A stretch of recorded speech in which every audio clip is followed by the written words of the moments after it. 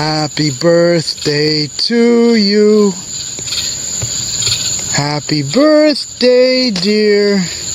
Holy something just hit the balloon. Now's the time to talk. What the is that? Oh, I do see somebody outside.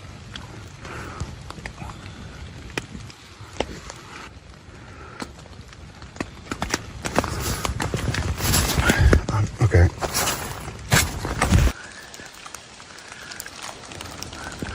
See this. Yeah, go over there. This is a prank, I know that. Go. I just saw him. Go. Don't fall. Don't fall up the stairs. Oh shit. Get your flashlight. Hurry. It's November 16th, 2024, a cold, rainy winter evening. But the dreary weather doesn't deter Doug from heading out on an adventure his destination. East Fork State Park in Ohio, a forest he's visited a few times before, but little did he know that this experience would make him vow never to return to that forest again. As night falls, Doug decides to venture into the forest, hoping that the late hour will ensure he's the only one there, armed with his camera. He begins documenting his experience after parking his car. He sets off along a trail searching for the perfect camping spot for the night. But less than 5 minutes into his exploration, he encounters a chilling sign that he is not truly alone in the woods. Okay, there's the light, guys. I'm gonna turn my light off. Do you see that light? Now, I don't know if that's, I'm so glad it's back on. I don't know if that's a street light. If that's a street light, I'm gonna feel like a fool. But I swear to God, it was off not too long ago, and now it's back on. And I don't really know what I should do. I feel like it's moving, but it could be the leaves on the trees just like swaying and like making it appear to be moving if it's a street light. But I'm gonna keep, and it looks like it's getting brighter, bro. This is freaking me out because I'm in the middle of the woods, dude. I'm gonna have to go down there though because this is the way to the first sight, and I swear it's moving, bro. I'm thinking there could be somebody camping down here because it is free. It's free camping, guys. And the only thing I'm worried about is like I don't want them to think I'm sneaking up on them if it's somebody, because that could freak them out, you know. And it's because, like I said, it's 1:30 in the morning. But I think you guys can see that light. I just don't know if it's like an actual. There's no street lights out here in the park. That's what's freaking me out, guys. I'm gonna keep going, I guess. A light shining faintly deeper in the woods. At first, he assumes it might be a street light or maybe another camper, but then he remembers how far he is from the nearest road.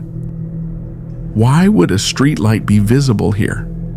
The thought unsettles him, but Doug, being the fearless adventurer he is, decides to investigate. He presses on, heading straight toward the light, yet just as he draws closer, the light suddenly vanishes. This is so weird. This is not the way to start a solo camp, dude. This is what I was talking about in my live, that I didn't want to get something in my head and not be able to get it out of my head. So I'm going to sneak closer. All right, so the light that was up there is now gone again. Doug freezes. He's now certain it wasn't a street light. Was it another camper who saw his flashlight and turned theirs off to stay hidden? The unsettling possibilities race through his mind, not wanting to give away his position. Doug switches off his flashlight and carefully chooses a trail heading deeper into the woods to find a camping spot, not knowing what awaits him. All right, guys. So this is like, it's a big clearing and the trail is like right behind me. It goes both directions, this way and this way. So if you're allowed to camp off the trail, like I told you before, as long as you don't make a fire. So what I'm going to do is, I like this spot because it's up on top of this like hilly area, and nobody, well, I don't think anybody would come up this way, even if they saw the tent, which I don't think they would see. It's pretty far down. So I'm going to put my tent right here, get that going. And then I'm very tired. Like I said before, it's still raining. I can't wait to get this tent up and get inside and just like lay down and get this backpack off. An hour of walking through the eerily dark forest, Doug finds a suitable spot to set up his tent. Exhausted from the long trek, he's eager to get to bed as soon as possible. It's very quiet here, guys, like eerily quiet. The only thing I can hear is the rain hitting the leaves on the ground and the tent now. But I'm like in the middle of the woods. The good thing is I have a couple extra lights and stuff, and I think I'll be fine. So I'm gonna climb in and then talk to you guys for a little bit. The tent is fully set up and the rain begins to intensify. Doug grabs his camera to show his viewers the surroundings. While filming, a sudden eerie feeling washes over him as though he's being watched. Trying to shake off the unease, he crawls into his tent, hoping for a peaceful night's sleep. I'm gonna go to sleep, or try to anyway. All right, so good night. As Doug lies in his sleeping bag, he wraps up his vlog and decides to call it a night. Exhausted from the long day, little did he know sleep would elude him.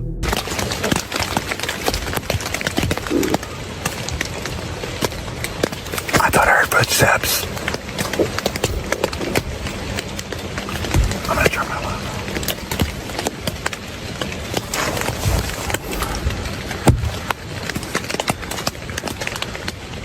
I hear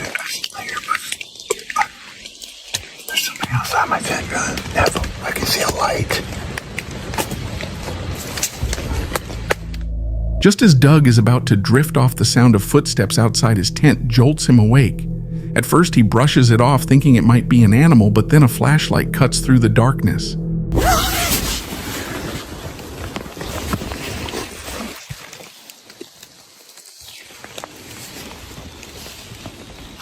There is somebody over there with a flashlight. They walked right by my tent, and now they're on down the trail. Oh my goodness, bro. My heart is beating so fast right now. But Peeking out, Doug sees a person wandering along the trail with a flashlight in hand. The haunting question fills his mind. Could this be the same light he saw earlier? He decides to sit back in his tent, straining to listen and hoping the footsteps will fade away, but they don't. Instead, they grow louder, drawing closer once again. oh, I do see somebody outside.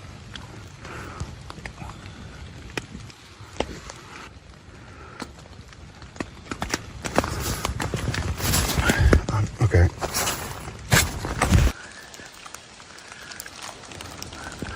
See, this is not right, dude. Like, if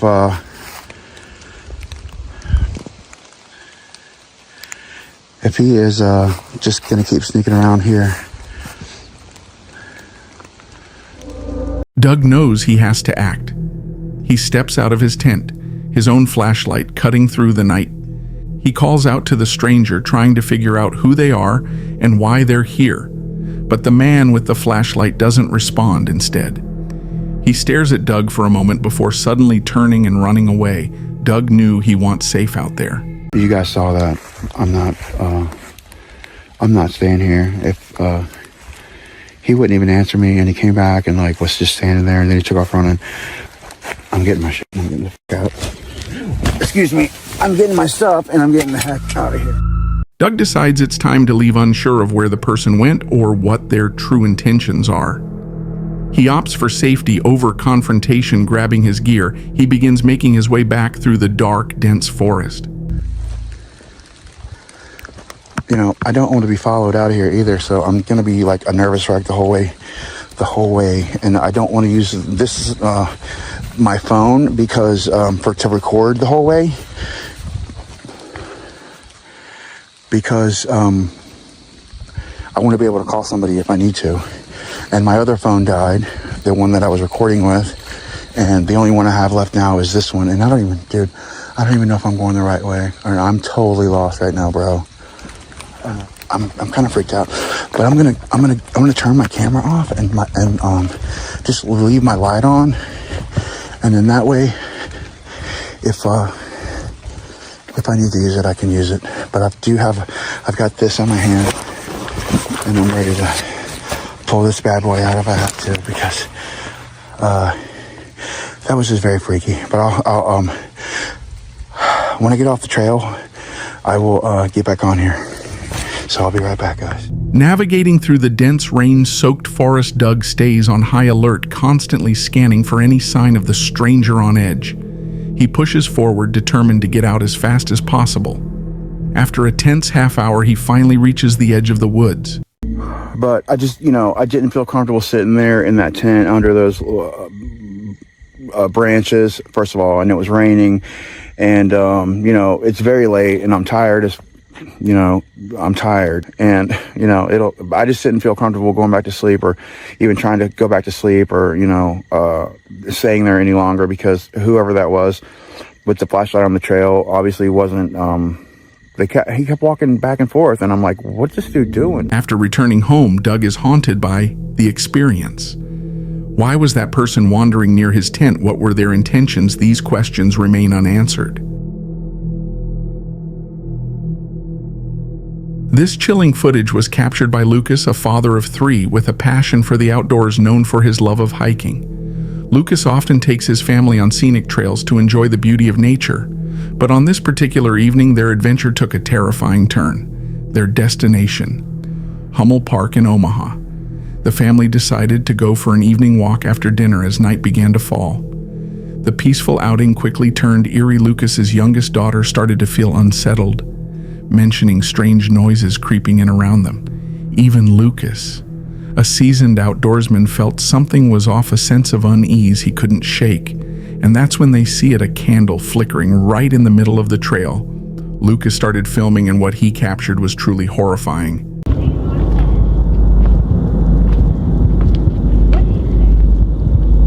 What is what? Candles?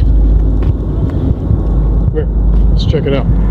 There's a blood trail and a t-shirt. There's a bloody t-shirt. Whoa, wait a minute. As they continued down the trail, more disturbing signs appeared. Candles placed sporadically and a white t-shirt covered in what looked like fresh blood. The scene gave the impression that some kind of ritual had taken place. The blood seemed fresh, suggesting someone might still be nearby, and then they saw it. Dada! There's a hole in the tree! Where? Where? Right there! Where? Behind the tree! What tree? That one! Tree. Which one? That one! Where? Right there! Dad! Which one? This one here? What do you think we're talking about? There he is!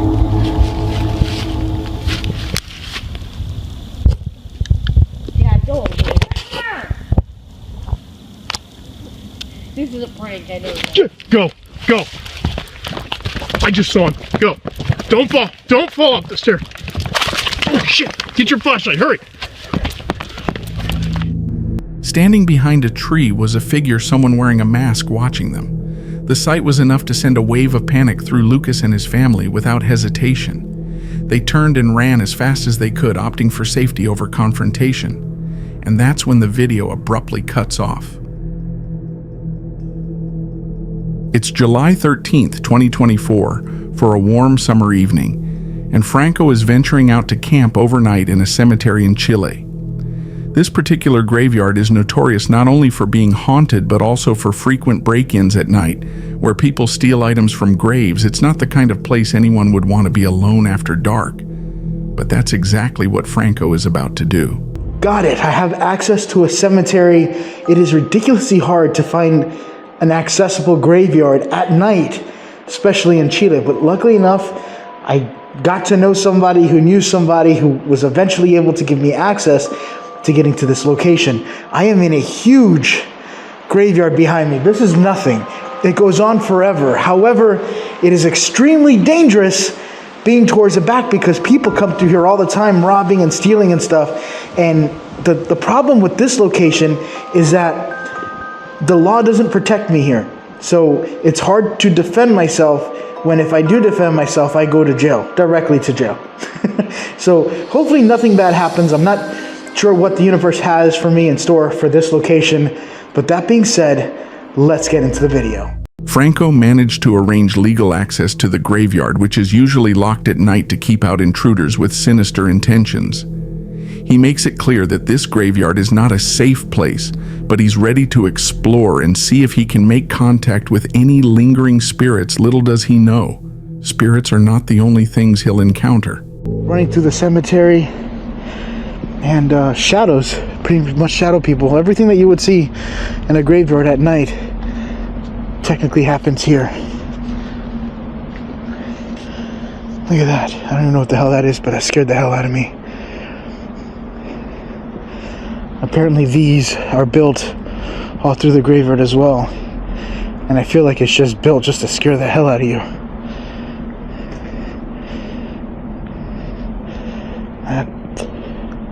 I think that's a statue. Jesus Christ, that is horrifying. Yeah, that's a statue. Look at this.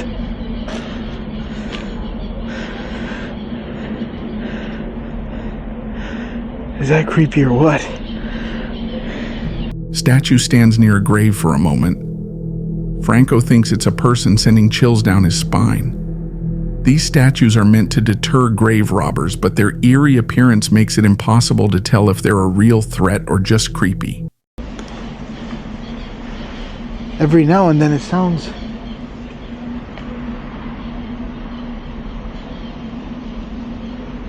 Alright, I gotta stay focused because very easily my own mind will confuse me. And, yeah, my own mind will confuse me, and then I end up looking around the whole time and it might be nothing.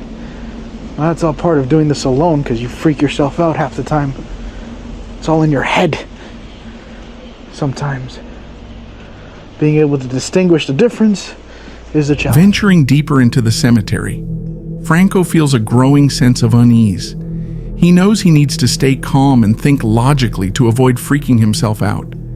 But as he admits, it's difficult when you're all alone in a place like this, and even harder. If you know what's about to happen, he sets up his ghost equipment, and that's when the first strange occurrences begin. Is that you making noises around me?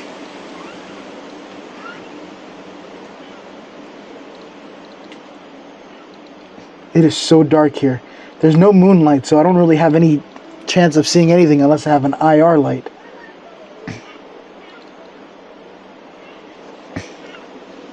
Chance of seeing anything unless I have an IR light.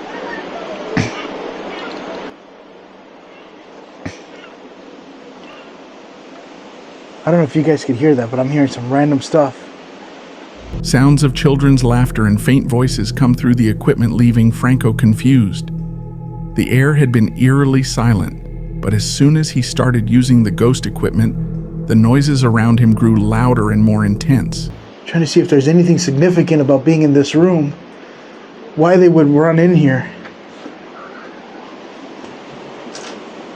No, I won't. I don't know if you guys just heard that, but I just heard a giggle. That sounded like a laughing.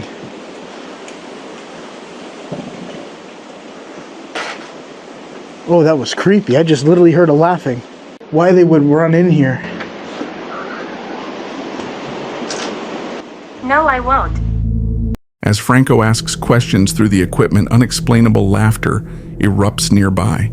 Could the rumors about the cemetery being haunted be true?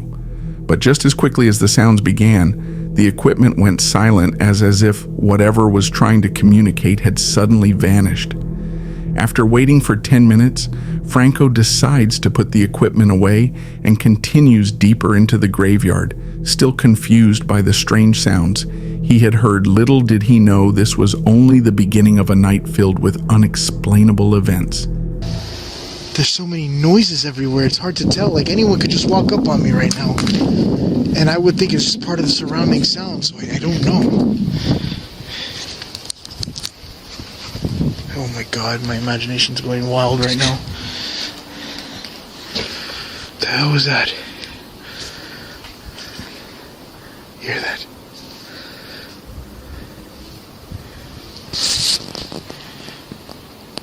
That sounds like something moving for sure.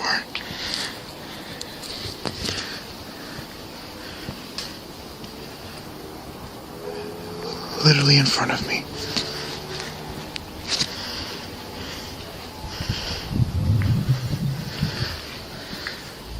Franco feels a growing unease, a creeping sensation that he's not alone out here and his instincts couldn't be more accurate. But before we get to that, something truly chilling happens. As he walks across the grass, he spots a birthday balloon swaying eerily in the night breeze, trying to shake off the tension. Franco begins to sing, and what happens next is absolutely horrifying. Happy birthday to you. Happy birthday, dear. Holy something just hit the balloon. The balloon just moved kind of chaotically right now. The balloon just moved kind of chaotically right now. The balloon moved as if touched by something unseen.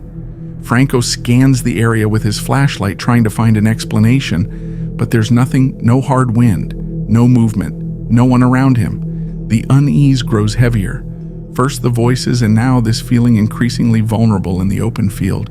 He decides to move on, hoping to find some sense of safety. But safety is far from what he finds. As Frank ventured deeper into the graveyard, he switches his camera to night vision mode and sits in the darkness, attempting to make contact with any lingering spirits while staying hidden from potential grave robbers. And that's when his camera captures something truly disturbing. Is there anybody standing next to me? Over here is that creepy statue.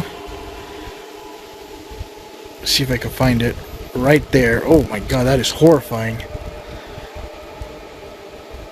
I just noticed that she's got a Catholic necklace. It's just creepy on thermal. Everything on thermal is creepy. Is there anybody that would like to communicate with me tonight? Now's the time to talk. What the was that?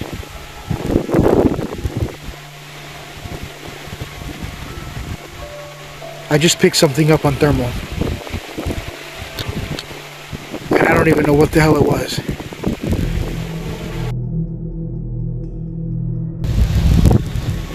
Now's the time to talk.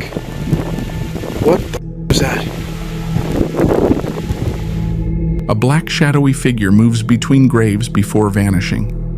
Franco notices movement up ahead but can't make out what it is. He switches to heat mode to see if it's a person. What he discovers, however, is far more disturbing. Hold on, I'm going to change spectrum. I'm now in a different spectrum. I want to see if it gives off any thermal heat. I'm not seeing anything. What the hell was that?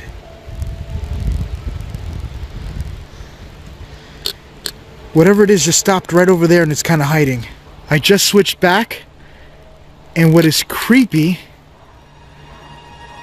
is that whatever the hell I just seen, I want to see if I can see it again. Stopped right over here. It was something black. Nothing appears on the screen. Was it someone hiding from him, or did he just capture a ghost on camera? Determined to find out, he cautiously walks toward the grave where he saw the figure.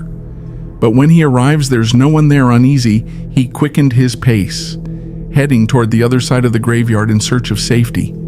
Yet the thought lingers in his mind. He's not truly alone out here. Eventually, he arrives at a section of the graveyard that feels different, more decorated, almost peaceful, yet undeniably eerie.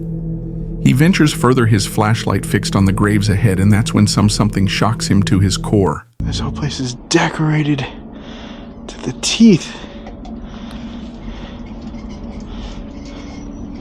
Hola.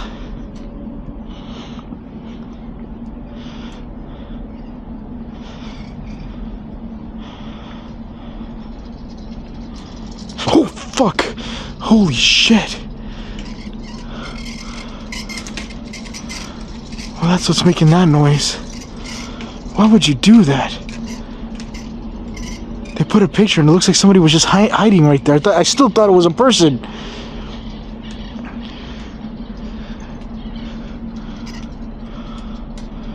Jesus Christ.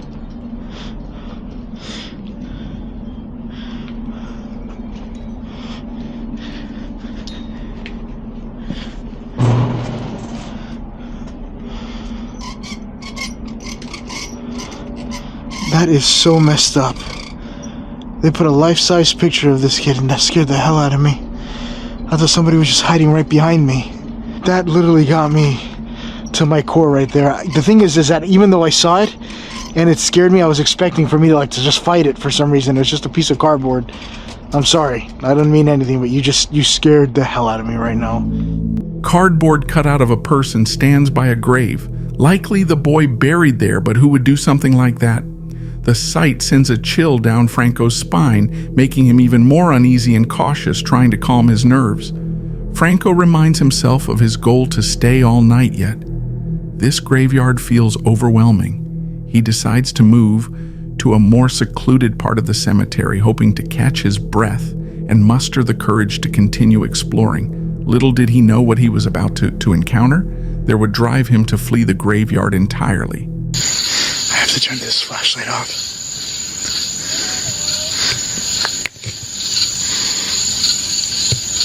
Holy, I really hope you guys heard that. That was freaking terrifying. Loud yell pierces the silence, a clear sign that Franco is not alone out there. He cautiously ventures toward the source of the noise, which leads him to Old Mausoleum, standing apart from the rest of the graves, and that's when he sees it.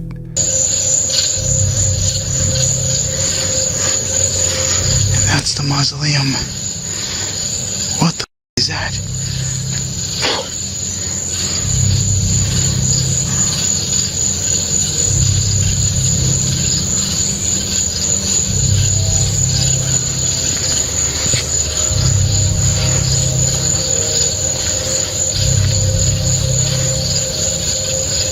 I just seen someone sitting there.